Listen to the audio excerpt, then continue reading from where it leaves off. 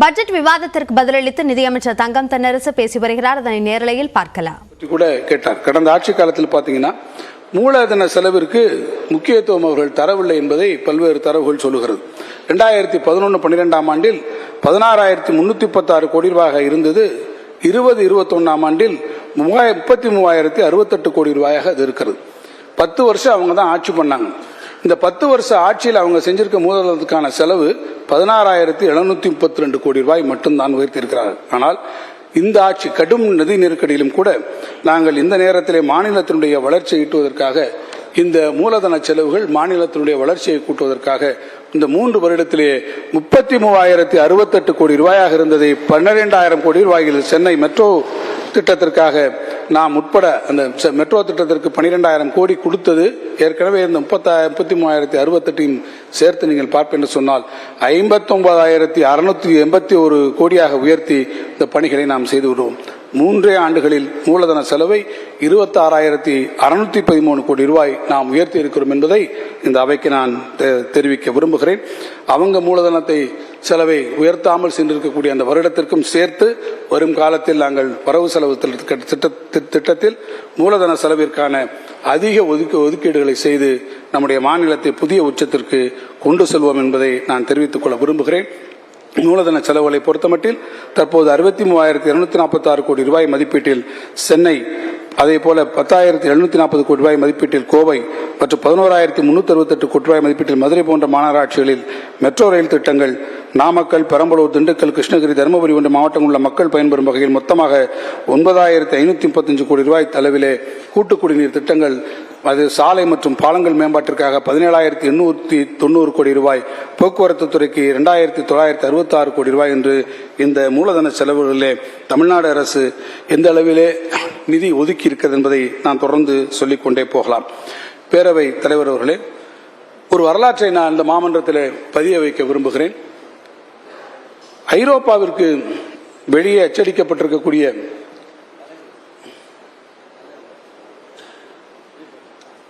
ஐரோப்பாவிற்கு வெளியே அச்சடிக்கப்பட்ட முதல் தமிழ் நூல் தமிழிலே தான் வெளிவந்தது. 1554 ஆண்டு பிப்ரவரி 11 போர்ச்சுகல் நாட்டிலே லிஸ்பன் நகரத்திலே கார்த்திலா என்ற தலைப்பில் 38 பக்கங்களை கொண்ட ஒரு சிறு தமிழ் நூல் ஒன்று அச்சிடப்பட்டது. வருடம் 1554. அந்த நூல் அச்சடிக்கப்பட்ட காலத்தில் உலக புகழ்பெற்ற ஷேக்ஸ்பியர் பிறந்திருக்கவில்லை. இந்தியாவிலே பேரரசர் அக்பர் த கிரேட் என்று அழைக்கப்பட்ட மகா அக்பர் அரியணையிலே ஏறி இருக்கவில்லை. கொலம்பஸ் அமெரிக்காவை கண்டுபிடித்து 50 ஆண்டுகள் கூட ஆகியிருக்கவில்லை. உலக வரலாற்றில் மாபெரும் அறிவியல் மேதைகள் கலீலியோ, நியூட்டன் 2 பேரும் அப்போது பிறந்திருக்கவில்லை. இந்த தமிழ் புத்தகம் அச்சிடப்பட்டு 100 ஆண்டுகள் கழித்துதான் உலக அதிசயமான தாஜ்மஹால் யமுனை ஆற்றங்கரையிலே எழுப்பப்பட்டது. இந்த நூல் வெளிவந்து பல ஆண்டுகளுக்கு பின்புதான் ரஷ்ய, சீன, ஜப்பான் மொழிகளிலே அச்சு நூல்கள் வெளிவந்தது. இந்த வரலாற்று குறிப்பிலே ஒரு முக்கியமான செய்தி இடம்பெற வேண்டும் என்பதை நான் சுட்டிக்காட்ட விரும்புகிறேன். இந்த நூல் வெளிவருவதற்கு உதவியாக இருந்தவர்கள் நம்முடைய தமிழ்நாட்டின் தூத்துக்குடியை சார்ந்த 3 தமிழர்கள். அவர்களது பெயர் வின்சென்ட் நாசரேத், ஜோர்கே கார்வெல்லோ, தோமே டி குருசே.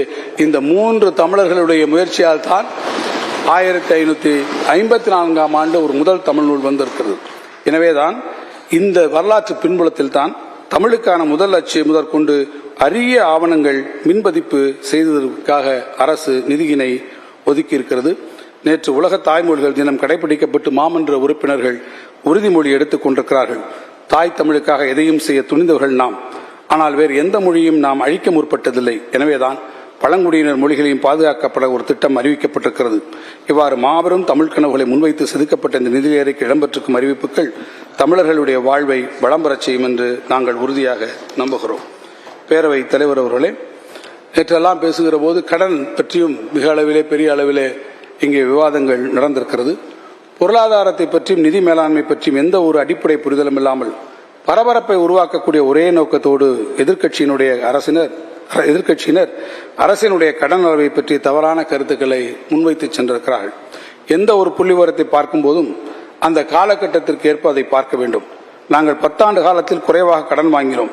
ஆனால் அவர்கள் 3 ஆண்டுகளில் அதிகமாக கடன் வாங்கியுள்ளனர் என்று கூறுவது அவர்கள் வாங்கியிருக்கிறார்கள். உதாரணத்திற்கு சொல்ல வேண்டும் என்றால் 2011 வரவு செலவு திட்டத்தின் மொத்த மதிப்பு 1.02 லட்சம் கோடி ரூபாய் தான். மாநிலத்தின் மொத்த உள்நாட்டு உற்பத்தி 2.51 லட்சம் கோடி ரூபாய் தான். ஆனால் இன்றோ வரவு செலவு திட்டத்தின் மொத்த மதிப்பு 4.12 லட்சம் கோடி ரூபாய் அளவும் மாநில மொத்த உள்நாட்டு உற்பத்தி மதிப்பு 31.55 லட்சம் கோடி ரூபாய் அளவும் உள்ளன.